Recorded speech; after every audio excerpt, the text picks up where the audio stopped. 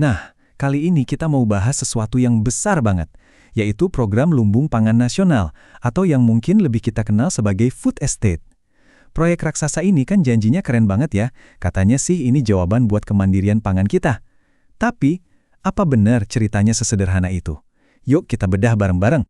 Tapi, kita mulai dari sebuah pertanyaan yang cukup bikin mikir.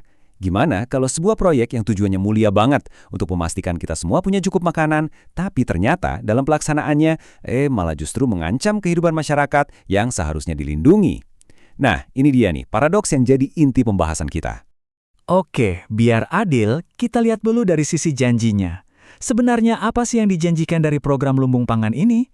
Apa tujuan besar di balik proyek yang skalanya masif banget ini?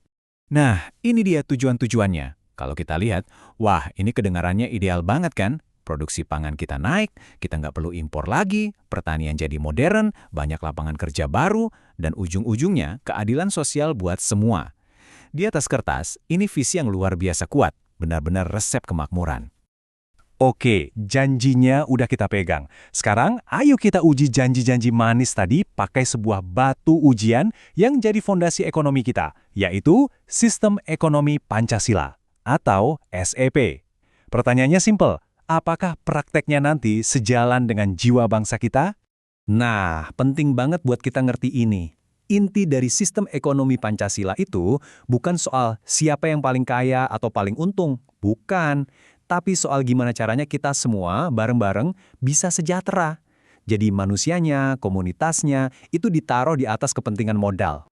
Jiwa dari sistem ini punya dua pilar utama. Pertama ada paham kekeluargaan. Gampangnya, sumber daya kita itu dikelola bareng-bareng. Buat kepentingan bersama, bukan buat adu sikut siapa yang paling kuat. Terus yang kedua ada gotong royong. Ini artinya semua pihak, negara, pengusaha, masyarakat itu bahu-membahu. Tujuannya satu, kemakmuran yang merata, bukan yang numpuk di satu pihak aja. Nah, dua prinsip ini nih yang bakal kita pakai sebagai kacamata buat melihat proyek food estate. Oke, sekarang bagian yang paling seru. Kita bakal lihat gimana janji-janji yang di atas kertas kelihatan sempurna itu ternyata berbenturan keras dengan realita di lapangan. Terutama, yaitu tadi, kalau kita pakai kacamata ekonomi Pancasila. Dan di sini kita bisa lihat dilemanya dengan jelas banget. Di satu sisi cita-citanya buat mandiri pangan itu mulia, sejalan banget sama amanat konstitusi kita buat kemakmuran rakyat. Tapi, di sisi lain lihat deh realitanya. Pas proyek skala raksasa ini jalan di Papua dan Kalimantan, hak-hak masyarakat adat yang udah hidup di sana secara turun-temurun seringkali malah terabaikan. Jadi kelompok yang seharusnya dilindungi malah jadi korban. Ini kan kontradiktif. Jadi kesimpulan awalnya cukup telak ya. Kalau diukur pakai standar Pancasila, kebijakan ini dalam praktiknya sayangnya belum lulus. Semangat kekeluargaan dan keadilan sosial yang jadi intinya malah jadi tanda tanya besar. Oke, sekarang kita ganti kacamata lagi. Kita coba lihat dari sudut pandang ekonomi politik. Nah, kalau dari sini pertanyaannya jadi jauh lebih to the point. Dan ya, mungkin sedikit menusuk. Siapa yang sebenarnya untung dan siapa yang rugi dari semua ini? Ini pertanyaan kunci yang kalau dijawab, biasanya langsung kebuka semua tabirnya. Yuk kita lihat siapa aja pemainnya dan gimana untung rugi ini dibagi-bagi. Nah, tabel ini nunjukin gambarannya dengan sangat gamblang. Coba lihat di kolom diuntungkan. Isinya siapa? Korporasi besar, baik itu BUMN atau swasta, para investor, sama kontraktor-kontraktor proyek. Terus sekarang kita lihat kolom dirugikan.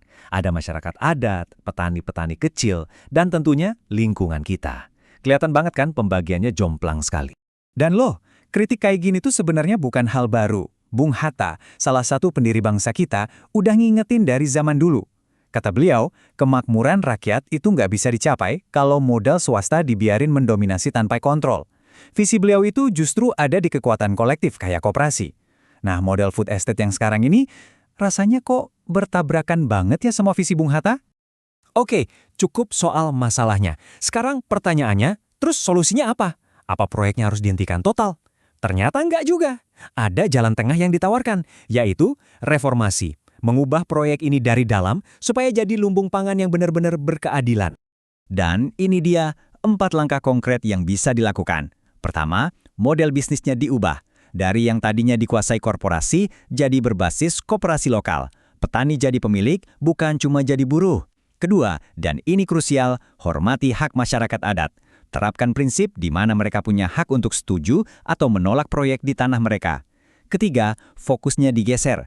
Bukan cuma mikirin mega proyek, tapi perhatikan infrastruktur skala kecil yang beneran dibutuhin petani, kayak irigasi atau gudang di desa. Dan terakhir, pastikan keuntungannya balik lagi ke komunitas, salah satunya lewat koperasi desa. Ini cara buat mengembalikan proyek ini ke jalur ekonomi Pancasila. Jadi, kita tutup pembahasan kali ini dengan satu pertanyaan buat kita renungkan bersama. Proyek sebesar lumbung pangan nasional ini sebetulnya dibangun untuk kemakmuran siapa? Apakah untuk segelintir korporasi dan pemodal? Atau untuk sebesar-besarnya kemakmuran seluruh rakyat Indonesia, terutama mereka yang paling membutuhkan? Jawaban dari pertanyaan inilah yang akan menentukan wajah ketahanan pangan dan keadilan sosial di negara kita ke depan. Terima kasih.